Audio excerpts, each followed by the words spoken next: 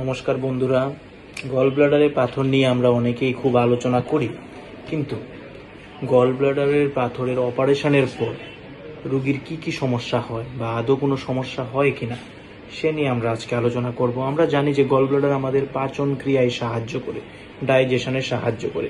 পিত্তথলি থেকে রস নিঃসৃত হয় এবং সেই পিত্তরস আমাদের শরীরের যে চর্বি বা ফ্যাট আছে সেটার পাচন ক্রিয়ায় খুব গুরুত্বপূর্ণ ভূমিকা নির্বাহন করে। এখন গল ব্লাডার যদি পাথর হয় তাহলে আমরা গল ব্লাডারের পাথরের সাথে গল ব্লাডারটাকেও কেটে ফেলি, কারণ গল ব্লাডার না কাটলে সেই গল ব্লাডারে আবার পাথর হতে পারে এবং বারবার পাথর হলে সেখানে ক্যান্সারও হতে পারে। এখন গল ব্লাডার কেটে ফেলে রুগী কি এরপর খেতে পারবে, খেলে কি হজম হবে, সেই জিনিসগুলো নিয়ে আমি আপনাকে বলবো। গল ব্লাডার আমাদের পিত্তরসকে নিঃসৃত করে না, গল ব্লাডারে পিত্তরস অ্যাকচুয়ালি জমা হয়, স্টোরেজ হিসাবে জমা হয়।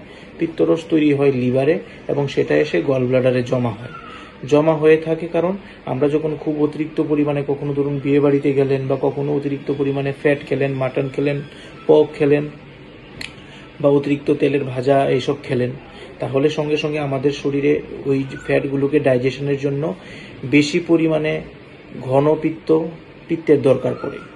সেই ঘনপিত্তগুলো গল ব্লাডারে যে পিত্তরস যে জমা থাকে এবং ঘন হয় সেই ঘনপিত্ত গল ব্লাডার তাড়াতাড়ি কন্ট্রাক্ট করে, সংকোচন করে আমাদের স্টোমাকে পাঠিয়ে দেয়। তাতে আমরা যখন খুব বেশি পরিমাণে ফ্যাট খাই বা বিয়ে বাড়িতে খাই তখন সেটা হজম করে ফেলে। বাট যখন গল ব্লাডার থাকে না তখন লিভার থেকে নর্মালি পিত্তনালী বা বাইল ডাক্টের মাধ্যমে পিত্তরস আমাদের পেটে আসে বা স্টোমাকে আসে। তো সেই পরিমাণ স্টোরেজ থাকে না বাইল। তো যখন আমরা কোনো খাবার খাই, যদি ফ্যাট কম থাকে তাহলে সেই ফ্যাট কম জাতীয় খাবার আমরা পচাতে পারি বা ডাইজেশন করতে পারি, গল ব্লাডার যদি নাও থাকে। এখন বেশি পরিমাণে আমরা যদি ফ্যাট জাতীয় জিনিস খেয়ে নিই, বিয়ে বাড়িতে কোনো বেশি পরিমাণ ফ্যাটের জিনিস, ভাজা বড়ি এগুলো খেয়ে নিলাম, তখন অতিরিক্ত পরিমাণে পিত্তরসের দরকার হয়। সেসব ক্ষেত্রে অনেক সময় রোগীর সমস্যা হয়। আর না হলে নর্মাল খাওয়া দাওয়া, মাছ খেতে পারেন, মাংস খেতে পারেন, কোনো সমস্যা হয় না গল ব্লাডারের রোগীর। তাছাড়া 1-2 মাস পরে আমাদের বডি আস্তে আস্তে ওই জিনিসটাতে অভ্যেস হয়ে যায় বা অ্যাডাপ্টেশন হয়ে যায়। তখন আমরা যখন ফ্যাট জাতীয় জিনিসও খাই, আস্তে আস্তে আমাদের লিভার থেকেও পিত্তরস বেশি পরিমাণে নিঃসৃত হয় এবং আমাদের হজমে সাহায্য করে। তো গল ব্লাডার অপারেশনের পর রোগীর জীবনযাত্রা নর্মালি থাকে। প্রথমে 1-2 মাস হয়তো একটু কষ্ট হতে পারে, তারপর আস্তে আস্তে সময়ের সাথে আমাদের বডি অ্যাডজাস্ট করে নেয় এবং আমরা সব ধরনের খাবার খেতে পারি, সেটা প্রোটিন হোক, কার্বোহাইড্রেট হোক বা ফ্যাট হোক।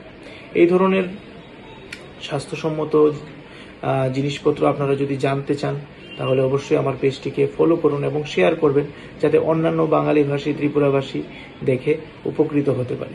ধন্যবাদ, ভালো থাকবেন।